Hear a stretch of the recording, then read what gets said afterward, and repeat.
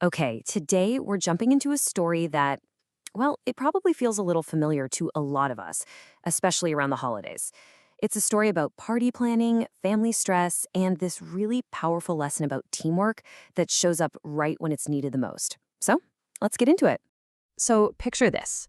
We're at Sarah and Don's house. It's the holiday season, and a huge party is just a few hours away. You know the scene, right? It's that kind of organized chaos. Now, the kids, they have helped out all morning, so they've been sent off to play with their new toys. But for the parents, oh, the work is far from over. And you can probably guess, the workload is definitely not being shared equally. And this is where that holiday prep stress really starts to bubble up, creating the first real point of tension in our story. I mean, the guest list is long, which means the to-do list is even longer. Sarah's back in the kitchen, and you can just feel the pressure building. She's wiped out from all the cooking and cleaning, and she knows she needs help from her husband, Don, if they're going to get everything else done in time. You can practically hear the edge in her voice, can't you? She's looking for her partner, but he's just gone. Her call quickly turns into a yell. Why are you sitting down watching television when we have so much work to do? And this right here, this captures that classic holiday standoff perfectly. On one side, you've got Sarah, totally overwhelmed with all the prep work. And on the other side, there's Don, completely glued to the big game, and he seems totally clueless about the stress building up just one room away. All right, so let's flip the script for a second and look at this from Don's point of view. Now, he's not trying to be unhelpful, but his take on the whole situation is, well, it's a little different. And that's Don's reply. From where he's sitting, the game just kicked off, and maybe that to-do list isn't quite the five-alarm fire Sarah feels it is. Yeah, he knows 10 people are coming over, but that's in a couple of hours. In his mind, there's plenty of time. It's a total disconnect in what they're seeing. So, inside, Don's a little torn. A bunch of thoughts are just racing through his head. He gets that Sarah is working extra hard and that she's upset, but he also kind of writes it off, thinking, she just always seems to stress out. It's almost like a little defense mechanism that keeps him right there on that couch. So this is the moment. This is that crucial point of indecision. He can hear his wife's frustration. He knows she's working hard, but the game is on. This is the turning point. He has to make a choice. And right then, some totally unexpected help arrives. And this is where our story takes a really cool, unique turn.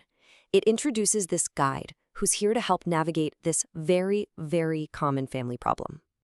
All of a sudden, this character called the Principle of Teamwork just appears, right there next to Don. She can see he's in a really tough spot and offers her help, not to do the chores for him, but to help him think through his decision.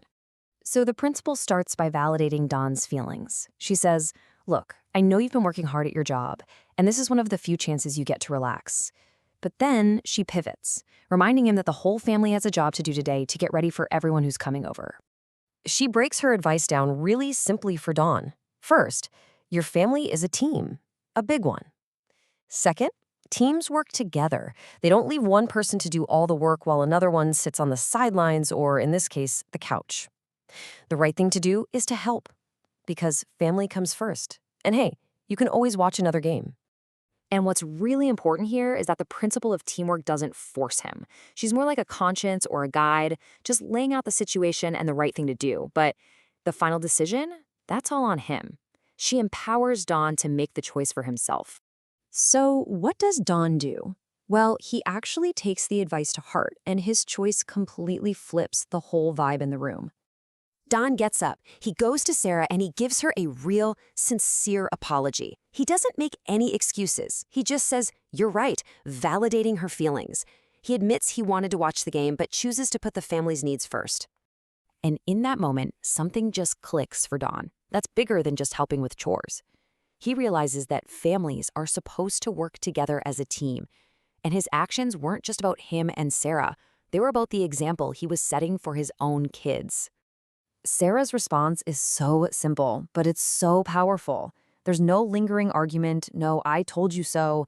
It's just, "Thank you." His apology and his action, that was all it took to fix things and get them back on the same team. So, the party is a huge success, and as the evening starts to wind down, our story gives us one last, really essential reminder. After all the guests have left, Dawn finally gets to sit down and watch a game in peace. And right then, the principle of teamwork shows up again, not to scold him, but to reinforce the great choice he made.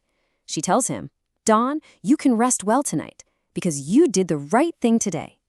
And that's really the heart of the whole lesson. The principal reminds Dawn that his choice wasn't just about helping Sarah, it was about honoring the most important team he is ever going to be a part of. And that kind of leaves us with a question to chew on, right?